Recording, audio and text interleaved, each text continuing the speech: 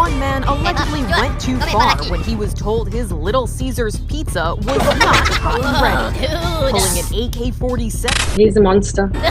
He's not a human being. He's a monster. Drug addict, psychopath, Killer. And I hate it so much! I hate it! This is the cinemas! Have some respect! Overnight growing national unrest. Boy, what's going on in Miami, bro? They need to stop him.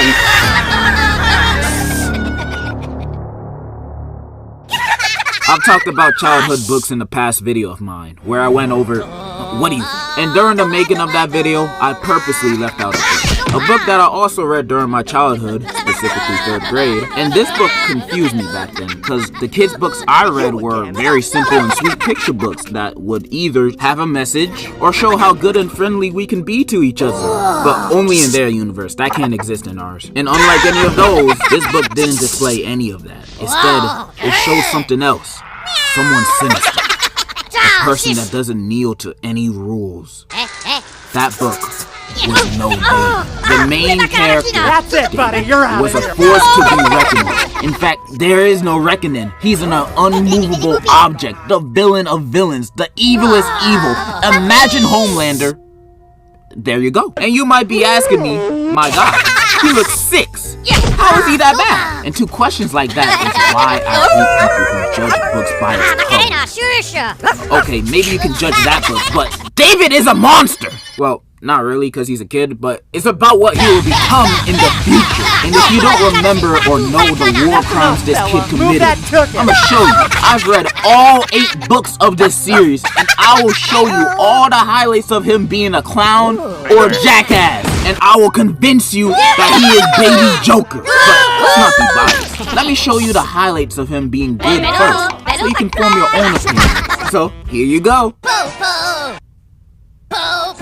Oh wait, I'ma begin with the OG No David, and he's already starting off his legacy with killing goldfish.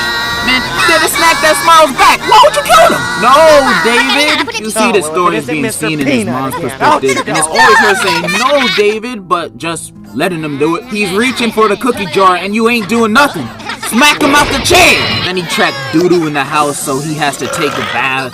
This is the dirtiest bathwater I've ever seen. Then he goes running out butt-ass naked in the street. Like I said, he don't care. He don't care about no rules, no laws. He doesn't care about public indecency. That's just another law he can break. Then he continues to do more nefarious activities.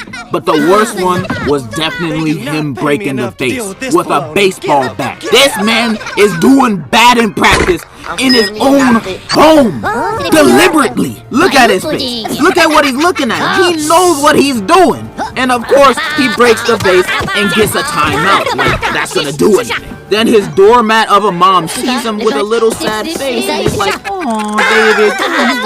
Takes him out of timeout and then says, "I love you, David." The end. What? That's it? That's all you're gonna do? He wasn't even punished. He really believed those crocodile tears. He's faking it. He ain't sad because he broke the vase. He's sad that he got caught and got in trouble. He ain't sorry. This dude intentionally broke the vase with murder on his mind. And what the mom does is shrugs it off and hugs him? Man, that's the only way his evil behind's gonna learn. But you rewarded him with your love and affection after he broke your great-grandma's vase and her ashes were in there too? It's crazy, man. I know when David is in high school, he gonna be treating his mom like those memes of when you visit your white friend's house. Then the felon continues. In the next book, David gets in trouble. Does he not? Big shock! It's about damn time. We start the book off with this page. I didn't mean to. You're riding a skateboard in your house. What you think was gonna happen? Plus you got that big smile on your face. Meant it. It was an accident. But this is the first 2 pages, and I'm already calling the police on him. I couldn't deal with this kid. This man belongs in juvie. he ain't normal. And then you have this dude walking to school in his undies. This boy just wants problems. And all the kids are laughing because he's the class clown. David, just be glad you're in elementary school. Because in elementary, everybody will be laughing with you for wearing your undies to school. While in high school, if you did that, everybody's gonna make fun of you and bully you for being a clown, which you deserve. Then we go to class, and he's already starting something. My dog ate my homework. And the side kid's laughing like... But the girl ain't having none of David's jokes. She giving him the side eye like... This nigga lying. No dog ate his homework. But the thing is, David wasn't lying. Because if you look out the window, the dog is there eating his homework. Unbelievable. That's probably the first time he ever told the truth in his life. So you know what David does as revenge to the dog eating his homework? Well, a few pages later, this nigga gone eating the dog food in front of the dog. What a menace. Even the worst villain wouldn't do something so bad. So despicable. Even the dog looking at him like, why would you do this? And you know what David said?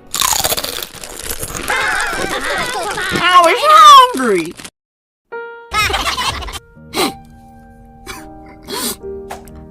No feelings. No respect. No emotions. This boy is not human! He continues to commit acts of terrorism throughout the rest of the book. And by the end of it, his mom confronts him for being a piece of shit. And so David says, I'm sorry. And he's forgiven. That's it. That's all. That's the end of the book. You know, I'm noticing a pattern here. I'm noticing that no matter what this kid does, he always gets the long end of the stick. He always wins. Even when he's wrong, he wins! He's the greatest supervillain of all time! He's like this in every book. Like, here's him cutting the line. Who do you think he is? Here's him spelling his name with doo-doo in the snow. What's wrong with you? And cursing in front of his mom? Kids aren't supposed to be cursing, dumbass! And then he says, well, Dad says it. Well, I might not know your daddy, but I don't think you should be repeating the words he says. And in almost all 8 books, he keeps up this behavior with no change. So it ain't even worth going over each book. I'm showing you what he does in each book right now in the screen. He doesn't change. This kid is a criminal, a lawbreaker, a swindler, a rogue good-for-nothing baddie. What? And what does he get for it? A Merry Christmas. Absolutely outrageous. This kid needs to be apprehended immediately.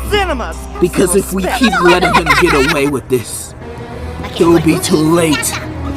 In conclusion...